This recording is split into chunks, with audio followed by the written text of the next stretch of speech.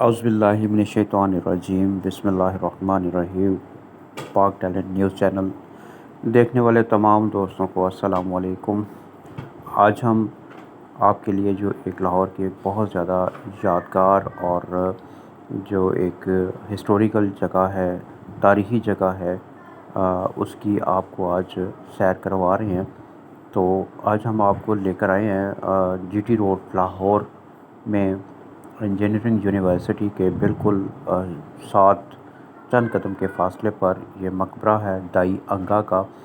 اور دائی انگا کون تھی، یہ مزار کب بنا، اور اس کی جو مین نشانیاں ہیں، اور یہ اس کے بارے میں آج ہم آپ کو ساری معلومات دیں گے۔ تو سب سے پہلے جو بات آپ کی نظر کرنا چاہ رہے ہیں وہ یہ ہے کہ یہ مقبرہ یہ اصل میں یہ ایک باغ ہے، جس کو یہ باغ اس وقت جو مشہور ہے گلابی باغ کے نام سے مشہور ہے، گلابی باغ دروازہ۔ تو اس باغ کے اندر جو ہے مقبرہ ہے، اور مقبرہ کے اندر جو ہیں وہ 2 قبریں ہیں، جن میں سے خیال کیا جاتا ہے کہ ایک قبر جو ہے وہ دائی انگا کی ہے، اور ایک دائی انگا کی جو بیٹی ہیں، صاحبزادی ہیں بیگم سلطانہ، ان کی یہ قبر مبارک ہے۔ تو یہاں پر جو سب سے زیادہ بات اہمیت کی حامل ہے وہ یہ ہے کہ آخر یہ دائی انگا کو اتنی اہمیت کیوں دی گئی کہ ان کے لیے ایک اسپیشل جو مقبرہ ہے وہ بادشاہ شاہ جہان، ٹھیک ہے، مرزا سلطان بیگ نے اس کو جو ہے وہ تعمیر کروایا ہے۔ آپ اگر ہماری ہسٹری دیکھیں، ترک اور جو مغل بادشاہ تھے، اور عرب میں اگر آپ جاتے ہیں تو عرب اور ترکوں میں یہ بات بہت زیادہ کامن تھی کہ ان کے ہاں پیدا ہونے والی جو اولاد ہوتی تھی، اس کی جو پرورش تھی وہ ان کی جو دائی ہوتی تھی ان کے سپورٹ کی جاتی تھی، وہ انہی کے زیر سایہ پرورش پاتے تھے۔ اس لحاظ سے ماں اور باپ کے بعد جو سب سے زیادہ درجہ دیا جاتا تھا عربوں میں اور ترکوں میں، وہ دائی کو دیا جاتا تھا۔ تو اس لحاظ سے یہ مقبرہ بھی جو ہے وہ اسی ایک پہلو کی کڑی ہے کہ جو شاہ جہان کی دائی تھیں انگا، تو ان کی یاد میں یہ مقبرہ جو ہے وہ تعمیر کیا گیا ہے 1665 میں۔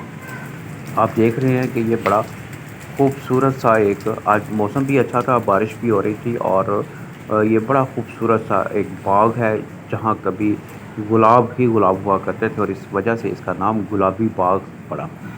اور گلابی باغ ہونے کے ناطے سے اس کے اندر جو مقبرہ تعمیر کیا گیا، اور یہ بڑا سائنٹیفک طریقے سے اس کو تیار کیا گیا ہے۔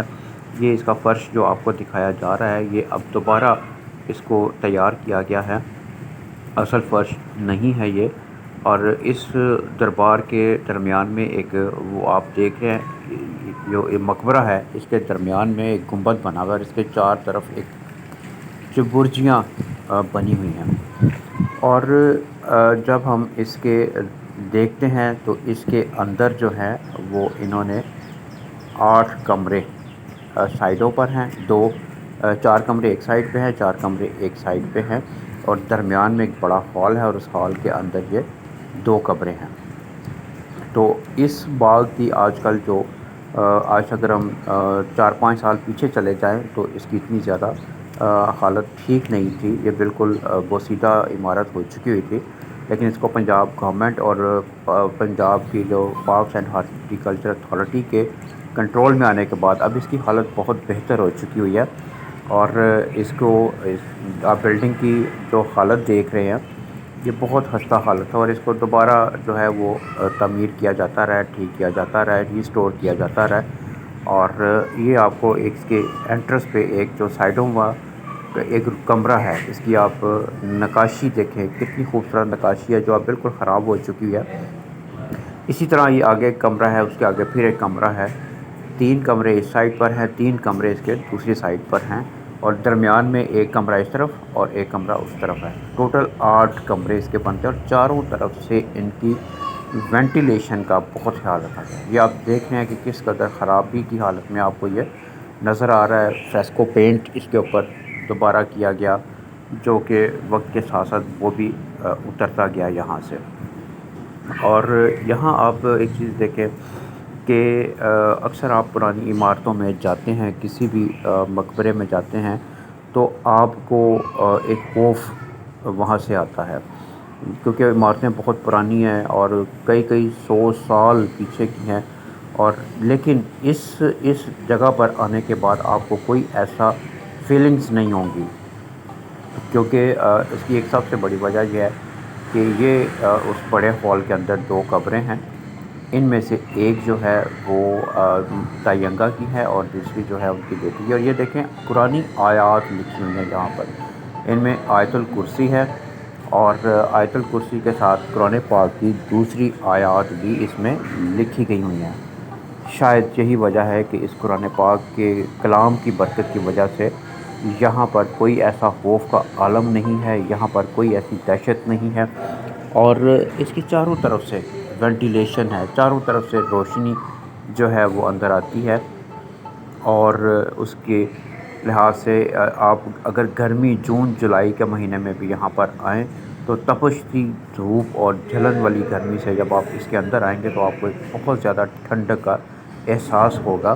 یہاں پر نہ پنکھے کی ضرورت ہے، نہ اے سی کی ضرورت ہے، اتنا اچھا یہاں پر آپ کو اندر سے ایٹماسفیئر ملے گا۔ تو یہ آپ کو دکھانا چاہ رہے تھے۔ لاہور جو ہے وہ بیسیکلی ان ساری یادداشتوں سے بھرا ہوا شہر ہے۔ اگر آپ لاہور جی ٹی روڈ پر آتے ہیں تو یہاں پر مقبرہ جہانگیر شاہدرہ کے پاس، اس کے آگے پھر آپ کو شاہی قلعہ، پھر شاہی قلعہ سے آپ آگے آئیں ایک موریا پل سے ہوتے ہوئے تو انجینئرنگ یونیورسٹی کے اپوزٹ آپ کو بدو کا آوا نظر آتا ہے۔ پھر مسجد یہ اسٹیشن لاہور ریلوے اسٹیشن کے بالکل سامنے مسجد دائی انگا بھی اسی کے نام سے مشہور ہے، اور پھر یہ مقبرہ دائی انگا ہے۔ اس سے آگے تھوڑا سا چلے جائیں تو گھاس منڈی باغبان پورہ سے پہلے محبت خان ہے، اس کے آگے چلے جائیں تو یہ شالامار باغ ہے۔ یہ سارے مغل بادشاہوں کی یادداشتیں ہیں جو بھری ہوئی ہیں یہاں پہ۔ اور شاہی قلعہ آپ لاہور کا سب سے بڑا جو ایک یادگار ہے اور بین الاقوامی وہ ورثہ ہے۔ اور یہ آپ دیکھیں کہ اسی طرح لاہور میں جو برجی ہے اس کے اندر بھی ایک مقبرہ ہے۔ تو یہ بلڈنگ آپ دیکھیں اس کی کتنی خوبصورتی سے اس کے اوپر وہ یہ جو برجیاں تعمیر کی گئی ہیں۔ عمارت کی حالت آپ دیکھ رہے ہیں گو کہ بوسیدہ ہو چکی ہے، لیکن اس کے اندر مضبوطی آج بھی موجود ہے، اور بڑی خوبصورت سی اس کی ڈیزائننگ کی گئی۔ اس کی جو ہے آپ نقاشی دیکھیں، گو کہ اب کافی حصے سے نقاشی ختم ہو چکی ہے، اس کو وقت کے ساتھ ساتھ ریسٹور بھی کیا گیا، لیکن وہ ریسٹور والی نقاشی بھی اب ختم ہو چکی ہوئی ہے۔ اس کے بالکل جب ہم گیٹ سے باہر نکلتے ہیں تو وہاں پر آپ کو اس کی اورنج ٹرین یہاں سے ٹریک ہے وہ گزرتا ہے، اور اس کا سٹاپ بھی ہے، اور وہ سٹاپ جو ہے وہ انجینئرنگ یونیورسٹی کا سٹاپ ہے۔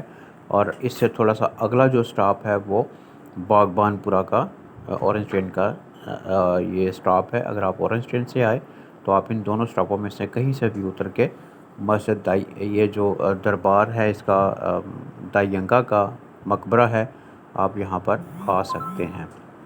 یہ بہت مین جی ٹی روڈ کے اوپر ہی ہے، آپ کو کوئی اس میں ڈھونڈنے میں مشکل پیش نہیں آئے گی، اور اس کی جو 1665 میں اس کی تعمیر کی گئی تھی۔ تو یہ آج ہم نے آپ کو اسپیشلی آپ کے لیے اس مقبرے کو چنا، یہ دائی انگا کے، اور یہ تاریخ سے بھرا ہوا ایک مقبرہ ہے۔ اب اس کی حالت قدرے بہتر ہے جو آج سے 4-5 سال پہلے نہیں تھی۔ آپ میں سے ہسٹری کے شوقین جتنے بھی لوگ ہیں، تاریخی ورثے سے وزٹ کے حوالے سے جتنے بھی لوگ اس میں شوق رکھتے ہیں کہ وہ مختلف جگہوں پر جائیں، معلومات حاصل کریں، ان کو یہاں ضرور آنا چاہیے، ضرور وزٹ کریں، تاکہ آپ کو پاکستان کی ہسٹری کے متعلق، پاکستان کی تاریخ کے متعلق آپ کو معلومات جو ہیں وہ ملتی رہیں۔ آپ اس باغ کی خوبصورتی دیکھیں، اور ویسے بھی میں نے آپ کو پہلے بتایا کہ موسم بہت اچھا تھا، آج بارش تھی، اور جس کی وجہ سے یہ باغ بالکل دھلا دھلایا، صاف ستھرا، نیٹ اینڈ کلین نظر آ رہا ہے۔ انٹر ہوتے ہی ایک بڑا سا انٹرس پہ یہ دروازہ بنا ہوا ہے، اور اسی وجہ سے اس کو دروازہ گلابی باغ کے نام سے بلایا جاتا ہے۔